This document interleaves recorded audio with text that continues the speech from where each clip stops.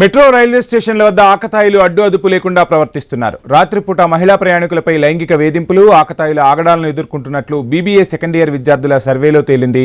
ఇక రాత్రి సమయాల్లో మెట్రో బోగీల్లో వీరి చేష్టలు మితిమీరుతున్నట్టుగా కూడా తెలుస్తోంది. ఇక 15 రోజుల పాటు విద్యార్థులు ఈ సర్వే నిర్వహించారు. మెట్రో రైల్వే స్టేషన్లో సీసీ కెమెరాలు, మహిళలకు ప్రత్యేక బోగీలు ఉన్నప్పటికీ సిబ్బంది పర్యవేక్షణ కొరత స్పష్టంగా ఉందని మహిళా ప్రయాణికులు అభిప్రాయం వ్యక్తం చేస్తున్నారు. హైదరాబాద్లో రోజుకు సగటున 4.80 లక్షల మందికి ప్రయాణ సౌకర్యాన్ని కల్పిస్తుంది మెట్రో రైళ్లలో మహిళల ప్రయాణం భద్రతపై విద్యార్థులు 15 రోజుల పాటు సర్వే నిర్వహించారు. ఆ రిపోర్ట్ను Ethames business school chairman Kaliprasad ఆధ్వర్యంలో విడుదల చేశారు. ఈ రిపోర్ట్ను metro MD NVS Reddy, Telangana మహిళా భద్రతా విభాగం డీజీ షీకా గోయల్ కు కూడా అందజేశారు. విద్యార్థులు ప్రపంచంలోని 247కు పైగా మెట్రోలు, మన దేశంలోని 15 మెట్రోలతో హైదరాబాద్ మెట్రోను పోల్చి చూశారు. అన్నింటితో పోల్చి చూస్తే హైదరాబాద్ మెట్రో భద్రతాపరంగా బాగుందన్నారు.